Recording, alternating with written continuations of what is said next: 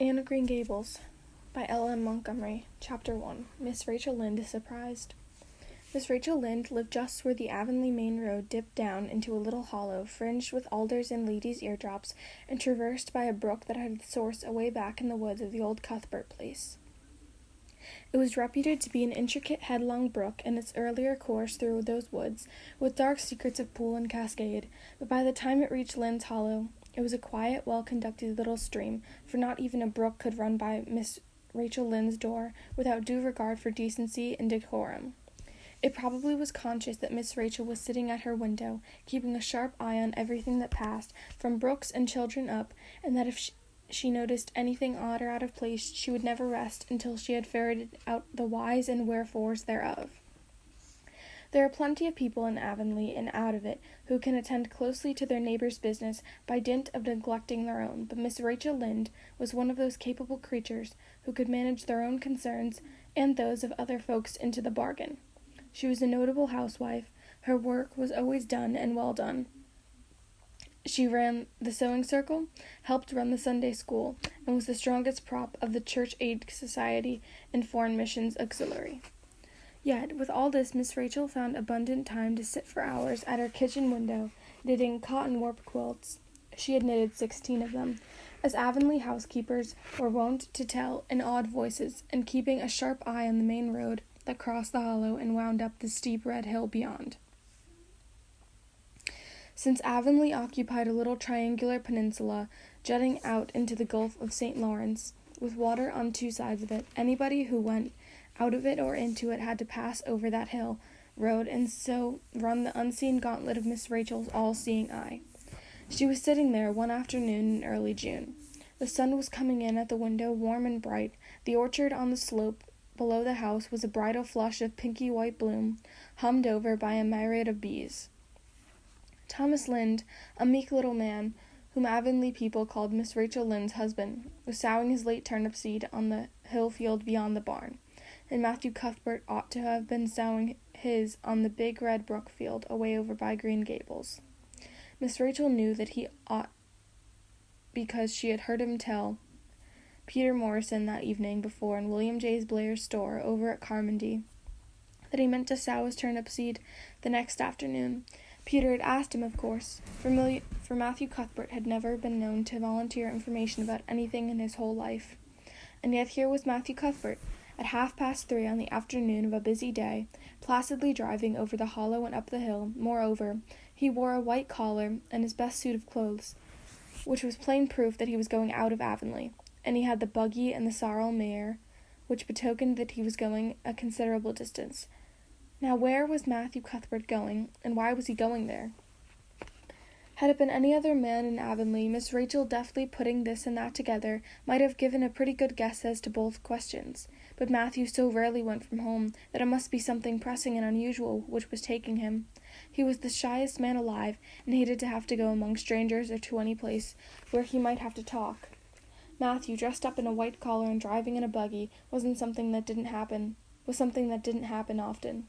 Miss Rachel, ponder as she might, could make nothing of it, and her afternoon's enjoyment was spoiled. "I'll just step over to Green Gables after tea, and find out from Marilla where he's gone and why," the worthy woman finally concluded. "He doesn't generally go to town this time of year, and he never visits the alley. If he'd taken the buggy to go for more, if he'd run out of turnip seed, he wouldn't dress up and take the buggy to go for more. He wasn't driving fast enough to be going for the doctor. Yet something must have happened last night to start him off. I'm clean puzzled, that's what, and I won't know a minute's peace of mind or conscience until I know what's taken Matthew Cuthbert out of Avonlea today." Accordingly, after tea, Miss Rachel set out. She had not far to go. The big rambling orchard-embowered house of the Cuthberts lived was a scant quarter-mile up the road from the Lyndes' Hollow. To be sure, the long lane made it a good deal further. Matthew Cuthbert's father, as shy and silent as his son after him, had got as far away as he possibly could from his fellow men without actually retreating into the woods when he founded his homestead. Green Gables was built at the farthest edge of his cleared land, and there it was to this day, barely visible from that main road, along which all the other Avonlea houses were so sociably situated. Miss Rachel Lynde did not call living in such a place living at all. "It's just staying, that's what," she said, as she stepped along this deep-rutted grassy lane bordered with wild rose bushes. "It's no wonder Matthew and Marilla are both a little odd, living away back here by themselves. Trees aren't much company, though dear knows if they were there'd be enough of them. I'd rather look at people. To be sure, they seem contented enough, but then I suppose they're used to it. A body can get used to anything, even to being hanged, as the Irishman said." With this, Miss Rachel Lynde stepped out of the lane into the backyard of Green Gables. Very green and neat and precise was that yard, set about on one side with patriarchal willows, on the other with prim Lombardies. Not a stray stick or stone was to be seen, for Miss Rachel would have seen it if it was there. Privately, she was of the opinion that Marilla Cuthbert swept that yard over as often as she swept her house. One could have eaten a meal off the ground without overbrimming the proverbial peck of dirt. Miss Rachel rapped smartly at the kitchen door and stepped in when bidden to do so.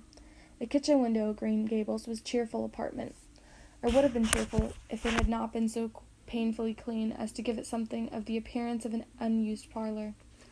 Its windows looked east and west. Through the west one, looking out on the backyard, came a flood of mellow June sunlight, but the east one, whence you got a glimpse of the bloom, white cherry trees in the left orchard and nodding, slender birches down in the hollow by the brook, was greened over by a tangle of vines. Here sat Marilla Cuthbert, when she sat at all, always slightly distrustful of sunshine, which seemed her too dancing and irresponsible a thing for a world which was meant to be taken seriously. And here she sat now, knitting at the table behind her, and the table behind her was laid for supper. Miss Rachel, before she had fairly closed the door, had taken mental note of everything that was on that table. There were 3 plates laid, so that Marilla must be expecting someone home with Matthew to tea, but the dishes were everyday dishes, and there was only crabapple preserves and one kind of cake, so that the expected company could not be any particular company. Yet what of Matthew's white collar and the sorrel mare? Miss Rachel was getting fairly dizzy with the unusual mystery about quiet and mysterious Green Gables. "Good evening, Rachel," Marilla said briskly. "This is a real fine evening, isn't it? Won't you sit down? How are all your folks?" Something that, for lack of any other name, might be called friendship existed and always existed between Marilla Cuthbert and Miss Rachel, in spite of, or perhaps of, their dissimilarity. Marilla was a tall, thin woman with angles and without curves. Her dark hair showed some gray streaks and was always twisted up into a hard little knot behind, with 2 wire hairpins stuck aggressively through it. She looked like a woman of narrow experience and rigid conscience, which she was, but there was saving something about her mouth which, if it had ever been so slightly developed, might have had it considered indicative of a sense of humor. "We're all pretty well," said Miss Rachel. "I was kind of afraid you weren't, though, when I saw Matthew starting off today. I thought maybe he was going to the doctor's." Marilla's lips twitched understandingly. She had expected Miss Rachel up. She had known the sight of Matthew jaunting off so unaccountably would be too much for her neighbor's curiosity. "Oh, no, I'm quite well, although I had a bad headache yesterday," she said. "Matthew went to Bright River. He's getting a little boy from an orphan asylum in Nova Scotia, and he's coming on the train tonight." If Marilla had said that Matthew had gone to Bright River to meet a kangaroo from Australia, Miss Rachel could not have been so more astonished. She was actually stricken dumb for 5 seconds. It was unsupposable that Marilla was making fun of her, but Miss Rachel almost was forced to suppose it. "Are you in earnest, Marilla?" she demanded when the voice returned to her. "Yes, of course," said Marilla, as if getting boys from orphan asylums in Nova Scotia was part of the usual spring work on any well-regulated Avonlea farm instead of being an unheard-of innovation. Miss Rachel felt that she had received a severe mental jolt. She thought in exclamation points, "A boy? Marilla and Matthew Cuthbert, of all people, adopting a boy from an orphan asylum? Well, the world was certainly turning upside down. She would be surprised if nothing after this. Nothing." "What on earth put such a notion into your head?" she demanded disapprovingly. This had been done without her advice being asked, and must perforce be disapproved. "Well, we've been thinking about it for some time. All winter, in fact," returned Marilla. Miss Alexander Spencer was up here one day before Christmas, and she said she was going to get a little girl from the asylum over in Hopetown in the spring. Her cousin lives there, and Miss Spencer has visited her and knows all about it.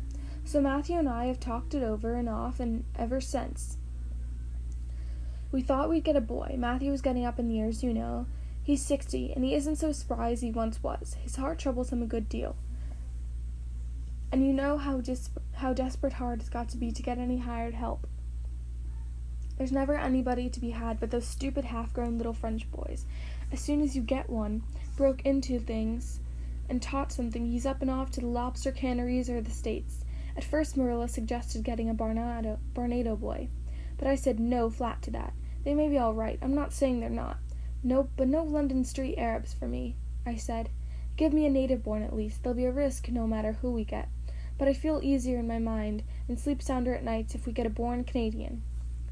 So in the end, we decided to ask Miss Spencer to pick us up one when she went over to get her little girl.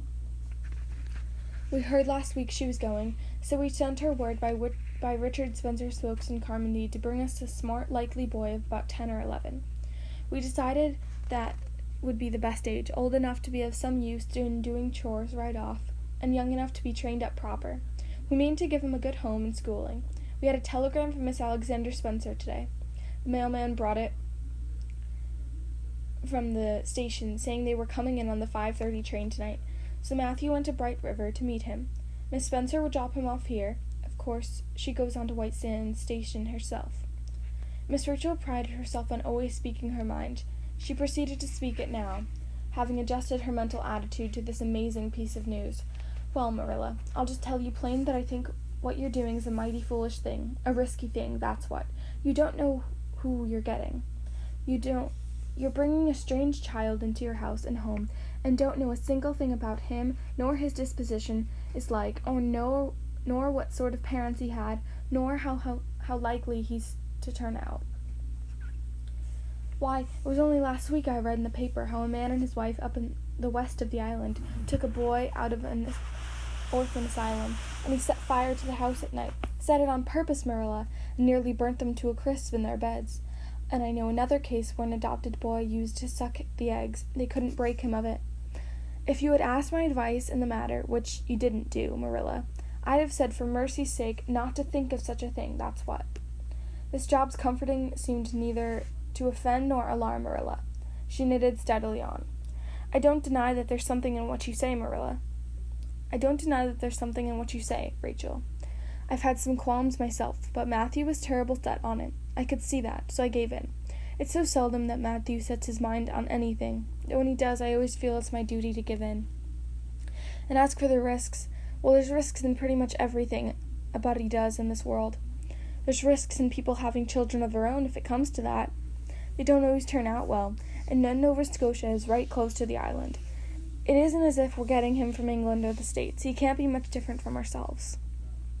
Well, I hope it will turn out all right, said Miss Rachel in a tone that plainly indicated her painful doubts. Only don't say I didn't warn you if he burns Green Gables down or puts strychnine in the well. I heard of a case over in New Brunswick where an orphan asylum child did that and the whole family died in fearful agonies. Only it was a girl in that instance. Well, we're not getting a girl, said Marilla, as if poisoning wells was a purely feminine accomplishment, and not to be dreaded in the case of a boy. I'd never dream of taking a girl to bring up. I wonder at Miss Alexander Spencer for doing it. But there, she wouldn't shrink from adopting a whole orphan asylum if she took it into her head. Miss Rachel would have liked to stay until Matthew came home with his imported orphan, but reflecting that it would be a good 2 hours at least before his arrival, she concluded to go up the road to Robert Bell's and tell them the news. It would certainly make a sensation second to none, and Miss Rachel dearly loved to make a sensation. So she took herself away, somewhat to Marilla's relief, for the latter felt her doubts and fears reviving under the influence of Miss Rachel's pessimism. Well, of all things that ever were or will to be, ejaculated Miss Rachel, when she was safely out in the lane, it does really seem as if I must be dreaming. Well, I'm sorry for that poor young one, and no mistake. Matthew and Marilla don't know anything about children, and they'll expect him to be wiser and steadier than his own grandfather, if he's ever had a grandfather, which is doubtful. It seems uncanny that a child to think of a child at Green Gables somehow. There's never been one there, for Matthew and Marilla were grown up when the new house was built, if they ever were children, which is hard to believe when one looks at them. I wouldn't be in that orphan's shoes for anything. My, but I pity him, that's what. So said Miss Rachel to the wild rose bushes out of the fullness of her heart. But if she could have seen the child who was waiting patiently at Bright River Station at that very moment, her pity would have been still deeper and more profound.